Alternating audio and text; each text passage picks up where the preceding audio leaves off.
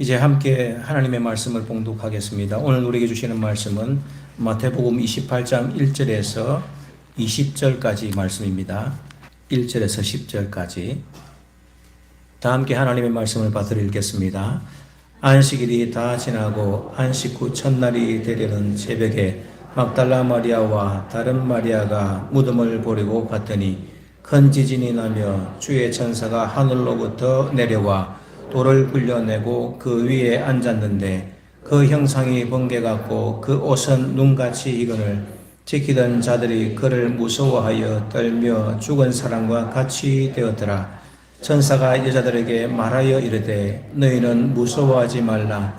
십자가에 못 박히신 예수를 너희가 찾는 줄을 내가 아노라. 그가 여기 계시지 않고 그가 말씀하시던 대로 살아나셨느니라. 와서 그가 누우셨던 곳을 보라. 또 빨리 가서 그의 제자들에게 이르되 그가 죽은 자 가운데서 살아나셨고 너희보다 먼저 갈릴리로 가시나니 거기서 너희가 배우리라 하라. 보라, 내가 너희에게 일렀느니라 하거늘. 큰 기쁨으로 빨리 무덤을 떠나 제자들에게 알리려고 다름질할세. 예수께서 그들을 만나 이르시되 평안하냐 하시거늘 여자들이 나아가 그 발을 붙잡고 경배하니 이에 예수께서 이르시되 무서워하지 말라. 가서 내 형제들에게 갈릴리로 가라 하라. 거기서 나를 보리라 하시니라. 아멘. 예수 부활하시다는 제목으로 목사님 말씀 선포하시겠습니다.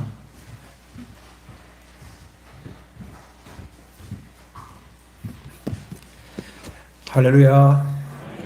우리 전호자 성도들과 인사합시다. 예수님 부활하셨습니다. 예수님 부활하셨습니다. 오늘이 부활절입니다.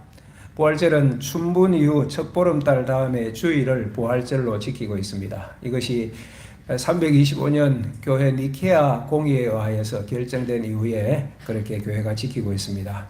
날짜에 대한 몇 가지 논란들이 있지만은 날짜가 언제이냐보다 더 중요한 것은 예수님은 부활하셨고 우리가 그것을 기억하고 기념하고 또 우리의 부활을 소망하는 것이 중요한 날이 될 것입니다.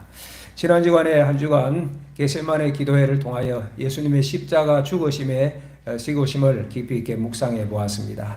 누가복음 22장 44절에 보면 주님께서 겟세마네에서 기도하실 때 이렇게 기록이 되어 있습니다. 예수께서 힘쓰고 해서도 간절히 기도하시니 땀이 땅에 떨어지는 핏방울같이 되었더라. 참으로 처절하고 엄중한 기도를 주님께서 겟세마네 동산에서 드리셨습니다. 그 기도 이후에 예수님은 종교 지도자들이 파송한 무리들에 의하여 붙잡힙니다. 그리고 사내들인 공의회에서 불의한 재판을 받았고 또 로마 총독이었던 빌라도 법정에서 불의한 재판을 받고 십자가형으로 돌아가셨습니다. 참 안타깝고 고통스러운 죽음이었습니다. 그러나 예수님은 죽음으로 끝난 것이 아니지요. 그러면 복음이 아닙니다. 예수님께서는 죽은 지 3일 만에 부활하셨습니다. 오늘 본문 1절에 보면 안식 후 첫날 새벽에 막달라 마리아와 다른 마리아가 예수님의 무덤을 찾아갑니다.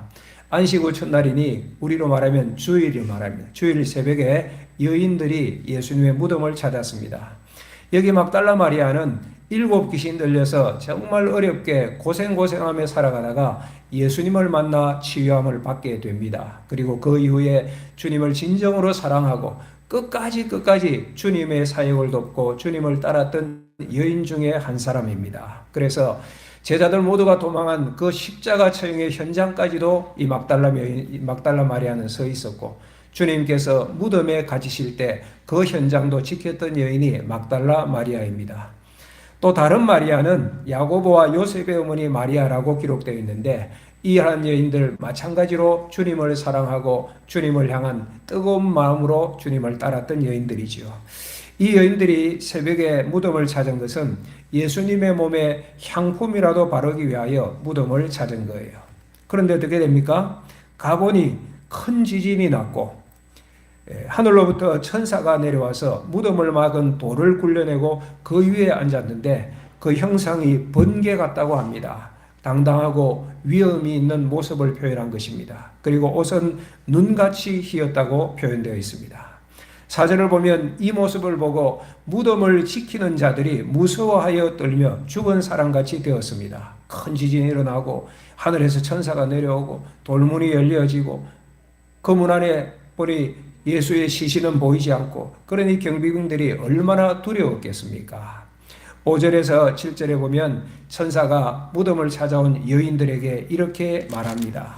무서워하지 말아라. 십자가에 못 박힌 예수를 너희가 여기서 찾지는 그는 여기 계시지 않고 그가 말씀하신 대로 살아나셨느니라. 와서 그에 누우셨던 것을 보라. 그리고 빨리 가서 제자들에게 예수님은 살아나셨고 너희보다 먼저 갈릴리로 갈 것인데 거기서 만나자라고 전하라고 말씀하십니다.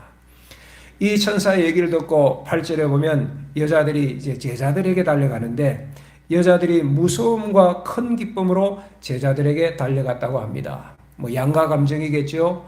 그런 기이한 일들 보고 두려움의 마음이 있었습니다. 그러나 주님이 부활하셨다고 하니 얼마나 기쁘겠습니까? 제자들의 알리려고 달려가다가 9절 보십시오. 9절.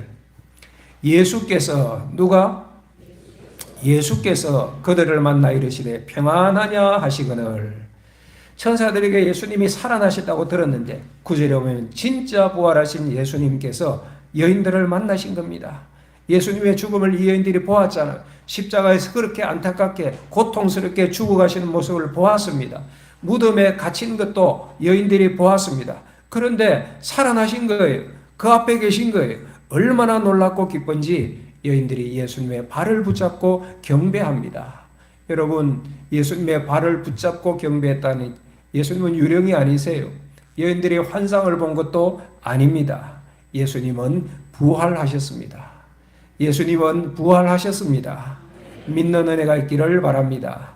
여러분, 예수님의 부활이 확실한 것은 먼저는 분명한 증인들이 있습니다. 오늘 본문에도 죽으셨다가 살아나신 예수님을 직접 본 여인들의 이름이 거명이 되어 있습니다. 경비병도 빈 무덤을 보았을 것입니다. 뿐만 아니라 이후에 예수님의 11제자가 부활하신 예수님을 직접 만나게 되어집니다. 그 몸에 손도 대어 보았습니다. 그 이후에 500여 형제들에게, 성도들에게 일시에 부활하신 주님의 모습을 보이신 적도 있습니다. 부활하신 이후에 적어도 40일 동안 그렇게 당신의 부활의 모습을 친히 증거하셨던 것입니다. 그뿐일까요? 오늘도 부활하신 예수님을 만나 변화된 사람들이 얼마나 많습니까? 여기 앉아있는 여러분 한 사람 한 사람이 부활하신 생명의 주 예수님을 만났기 때문에 여기 앉아 계신 것이고, 오늘도 그 주님을 찬송하는 것 아니겠습니까? 모든 그리스도인들은 오늘도 부활하신 주님을 만나서 그리스도인이 되고 그리스도를 따르는 사람이 되어진 거예요. 또한 주님의 부활은 말씀대로 부활하신 거예요. 성경에 예언된 대로 주님께서 부활하신 것입니다. 오늘 천사가 6절에 이렇게 얘기하죠. 그분이 여기 계시지 않고 말씀하시던 대로 살아나셨느니라. 그러니까 예수님의 부활은 우연히 되어진 것이 아닙니다. 기절했다가 그냥 일어난 것이 아닙니다. 주님께서 성경에 미리 말씀하시고 예언된 대로 그대로 십자가에서 죽으시고 부활하신 거예요. 우리가 알고 있는 것처럼 예수님은 생전에 여러 번 부활을 말씀하셨습니다. 마태복음 12장 40절에도 말씀을 하셨습니다. 마태복음 16장에도 말씀하세요. 베드로가 주는 그리스도시요 살아계신 하나님의 아들이십니다. 가이사랴 빌립보 도상에서 그렇게 고백을 하고 난 이후에 주님께서 이렇게 말씀하세요. 마태복음 16장 21절입니다. 이때로부터 예수 그리스도께서 자기가 예루살렘에 올라가 장로들과 대제사장들과 서기관들에게 많은 고난을 받고 죽임을 당하고 제3일에 살아나야 할 것을 제자들에게 비로소 가르치시니. 뭘 가르치셨다고요? 제3일에 어떻게 살아나야 할 것을 주님께서 당신의 입으로 제자들이 친히 말씀하신 거예요. 마태복음 20장은 예수님께서 이제 마지막으로 예루살렘에 입성하세요. 십자가를 지기 위하여서. 그때 이렇게 말씀하십니다. 마태복음 20장 18절 19절 보라 우리가 예루살렘으로 올라가노니 인자가 대제사장들과 서기관들에게 넘겨짐에 그들이 죽이기로 결의하고 이방인들에게 넘겨주어 그를 조롱하며 채찍질하며 십자가에 못 박게 할 것이나 제3일에 살아나리라. 제3일에 어떻게 될 것이라고요? 주님이 생전에 직접 이 말씀을 여러 번 하셨다니까요. 그 말씀대로 주님은 죽으셨고 살아나셨습니다. 할렐루야. 주님만 말씀하셨느냐? 구약 성경에도 이것이 예언되어져 있습니다. 시편 16편은 이스라엘의 왕이었던 다윗의 시편인데 메시아에 관한 예언적 시편의 말씀입니다. 사도행전 2장에 보면 베드로가 사람들에게 복음을 전하며 설교하면서 시편 16편을 인용하여서 우리 조상 다윗이 그리스도의 부활을 미리 보고 알았다고 선포하고 있습니다. 사도행전 2장 31절 32절입니다. 미리 본 거로 그리스도의 부활을 말하되, 다윗이 그랬다는 거예요. 미리 본 거로 그리스도의 부활을 말하되 그가 음부에 버림이 되지 않고 그의 육신이 썩음을 당하지 아니하시리라 하더니 이 예수를 하나님이 살리신지라. 우리가 다 이 일의 증인이로다. 이 예수를 하나님이 어떻게 하셨어요? 살리셨다고. 우리 예수님은 예언대로 말씀대로 부활하셨습니다. 예수님의 부활은 이처럼 확실합니다. 오늘 본문에 예수님의 부활을 두고 서로 다른 두 가지 소식이 전해집니다. 하나는 제자들이 예수님의 시신을 훔쳐갔다는 거짓말입니다. 11절에서 15절에 보면 그때 대제사장들과 장로들이 예수님 무덤을 지키던 경비병을 불러서 매수합니다. 많은 돈을 주고 너희들이 그렇게 전해라. 제자들이 우리가 잘 때 와서 예수의 시신을 훔쳐갔다고 그렇게 소식을 전하라고 합니다. 그 당시 이 소식이 알려졌겠죠. 뿐만 아니라 오늘날까지 이 소식은 그대로 전해지고 있습니다. 그래서 예수 부활을 반대하는 자들 대표적인 논리 중에 하나가 도적설이에요. 이 본문 말씀과 같은 도적설. 어리석은 일들이지요. 또 하나의 소식은 주님이 부활하셨다는 진실입니다. 오늘 이 진실을 믿는 은혜가 저와 여러분들에게 있기를 축복합니다. 부활하신 주님께서는 제자들에게 두 번째로 사명을 주셨습니다. 우리들에게도 주신 사명이에요. 오늘 천사가 여인들에게 뭐라고 얘기합니까? 부활하신 예수님을 너희가 갈릴리에서 배울 것이다. 갈릴리로 가라. 그리고 10절에 보면 부활하신 예수님께서 여인들을 만나 직접 말씀하세요. 가서 내 형제들에게 제자들에게 갈릴리로 가라고 하거라. 거기서 나를 만나게 될 것이라고 전하라고 말씀하셨어요. 그리고 오늘 본문 16절 이하를 보면 갈릴리의 한 산에서 예수님께서 제자들에게 사명을 주십니다. 18절 볼까요? 사명의 내용이 18절에서 20절까지 나오는데 다 같이 읽겠습니다. 예수께서 나와 말씀하여 이르시되 하늘과 땅의 모든 권세를 내게 주셨으니 그러므로 너희는 가서 모든 민족을 제자로 삼아 아버지와 아들과 성령의 이름으로 세례를 베풀고 내가 너희에게 분부한 모든 것을 가르쳐 지키게 하라. 볼지어다 내가 세상 끝날까지 너희와 항상 함께 있으리라 하시니라. 아멘. 세 가지예요. 요약하면 세 가지 내용이에요. 주님께서 제자들에게 명하신 사명 말입니다. 복음으로 모든 민족을 제자로 삼으라. 두 번째로는 삼위 하나님의 이름으로 그들에게 세례를 주라. 세 번째는 주님의 말씀, 하나님의 말씀을 다 가르쳐서 지키게 하라. 이 세 가지였습니다. 이 세 가지를 다시 요약하여 정리하면 이런 것입니다. 너희들 세상으로 가서 모든 사람에게 부활의 예수님을 전하여서 부활의 예수님을 믿게 하고 부활의 예수님의 말씀대로 살게 하거라. 이것을 가리켜서 지상명령, 너무 중요한 명령, 대사명 그렇게 표현을 합니다. 사랑하는 여러분, 이것이 바로 생명이죠. 생명사역인 것이죠. 생명보다 귀한 것이 어디에 있겠습니까? 이것이 바로 예수님께서 이 세상에 오신 목적이기도 합니다. 요한복음 10장 10절에 주님께서 말씀하셨습니다. 도둑이 오는 것은 도둑질하고 죽이고 멸망시키려는 것뿐이요 내가 온 것은 양으로 생명을 얻게 하고 더 풍성히 얻게 하려는 것이라. 주님이 이 땅에 오신 목적이 뭐예요? 무엇을 얻게 하고? 생명이에요. 생명. 예수님은 우리에게 생명, 영생을 주기 위하여 십자가에서 죽으셨습니다. 그리고 부활하신 거예요. 부활하신 이후에 그리고 명하신 것이 이 생명의 복음, 부활의 복음을 온 세상에 전하거라 명하시고 하늘로 다시 성천하신 것입니다. 그 이후에 제자들이 어떻게 살아갑니까? 사도행전을 보면 제자들은 전생을 바쳐서 생명의 복음, 부활의 복음을 전합니다. 예루살렘으로부터 시작하여 땅끝까지 가며 생명의 복음을 전합니다. 십자가와 부활이, 그 십자가 부활의 주 예수님이 유일한 길과 진리와 생명이기 때문에 그리하였던 것입니다. 사랑하는 성도 여러분, 예수님의 부활이 사실이라면 우리는 어떻게 살아가야 할까요? 한마디로 정리하면 예수님의 부활을 믿고 부활을 전하는 자로 살아가시기를 바랍니다. 우리를 가리켜 그리스도인이라고 말합니다. 여러분, 그리스도인이 뭡니까? 예수님을 믿고 예수님을 따르는 자 아니겠습니까? 오늘 이 말씀 가운데 여러분 스스로에게 세 가지 질문을 좀 던져보시면 좋겠어요. 첫째는, 나는 정말로 부활을 믿는가? 여러분 스스로에게 물어보십시오. 두 번째, 나는 부활신앙으로 사는가? 세 번째, 나는 부활의 복음을 전하는가? 이 세 가지 하는 사람이 그리스도인이에요. 나는 정말로 예수님의 부활을 믿고 있습니까? 부활을 믿는 자라면 부활의 말씀대로 살아갈 것 아닙니까? 그리고 그 부활의 생명의 말씀 복음을 전하지 않겠습니까? 여러분, 오늘 이 참여하신 사랑하는 성도 여러분, 여러분 정말로 예수 그리스도의 부활을 믿으십니까?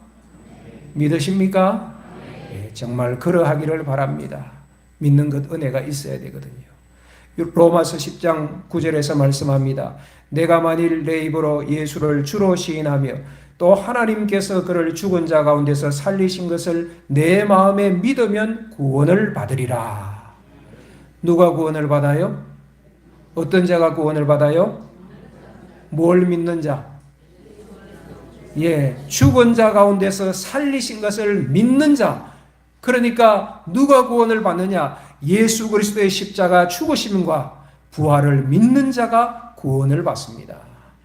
지난 주일에도 어느 의사에게 제가 잠깐 했지 않습니까?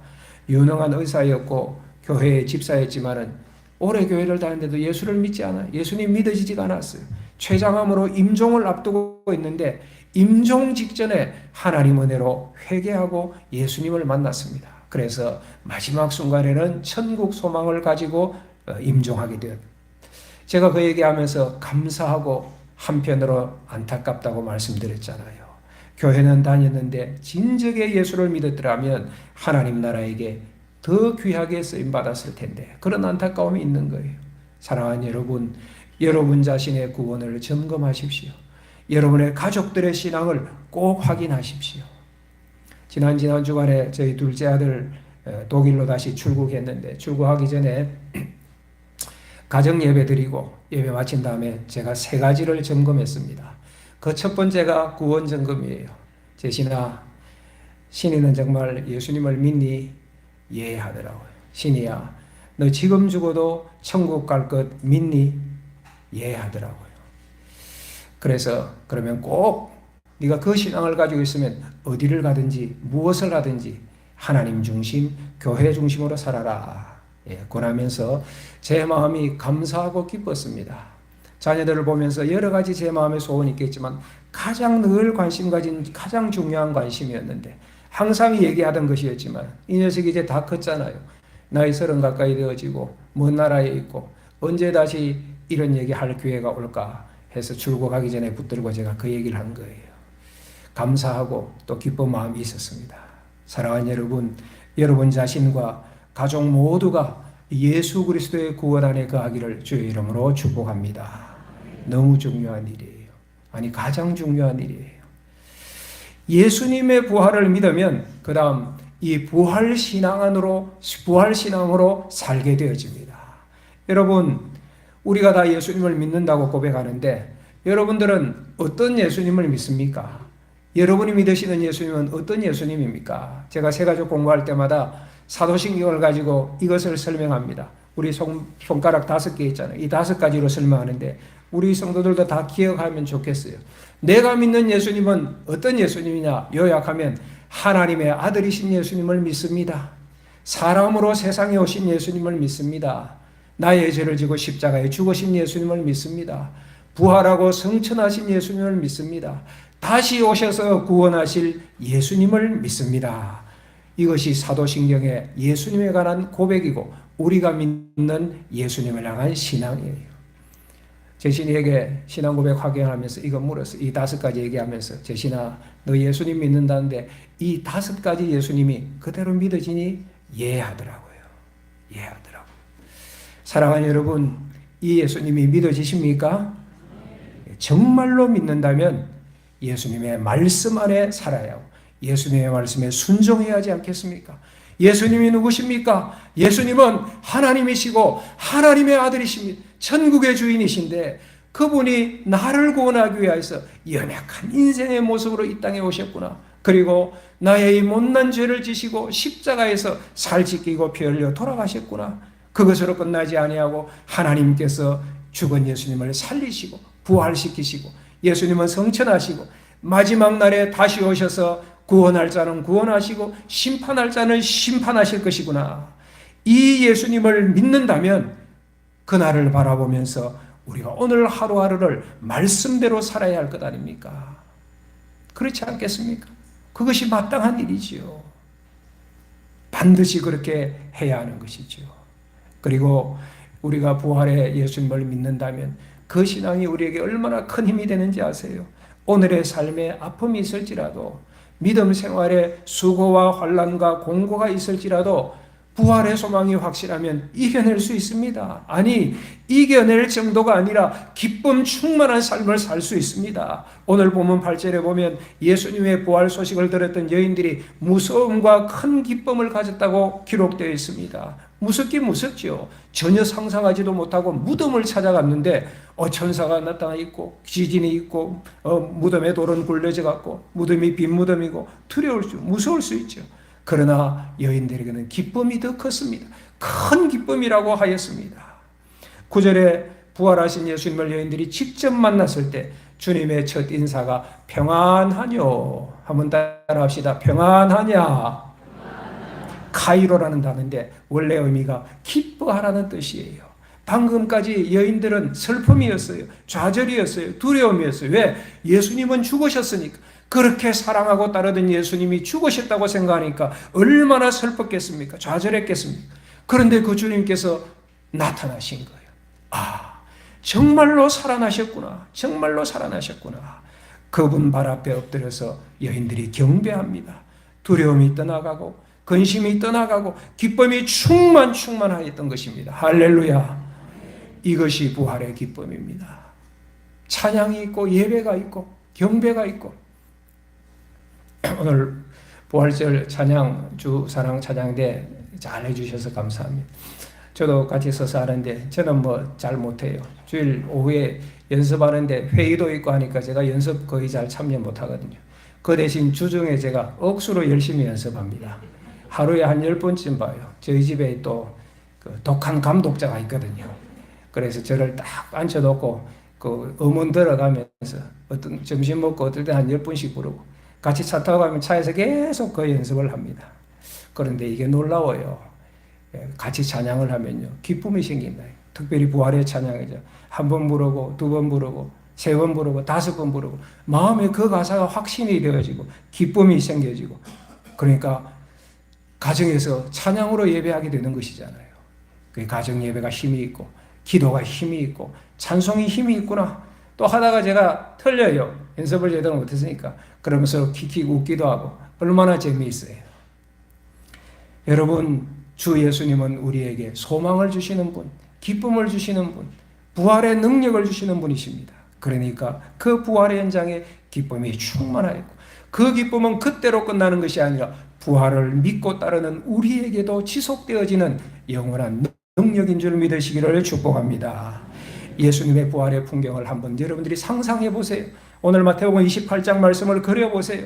그 현장에 내가 있다고 하면 어떤 풍경이 될까? 경이로움, 기쁨 충만, 큰 기쁨, 경배와 찬양, 이런 그림을 우리는 그리게 될 것입니다. 예수님의 부활을 진정 믿음으로 이런 능력의 삶, 은혜의 삶, 기쁨의 삶, 승리의 삶 살기를 주의 이름으로 축복합니다. 축복합니다. 그리고 이 부활 신앙 안에 사는 성도는 반드시 부활의 복음을 전하는 자리로 나아가게 되어집니다. 왜?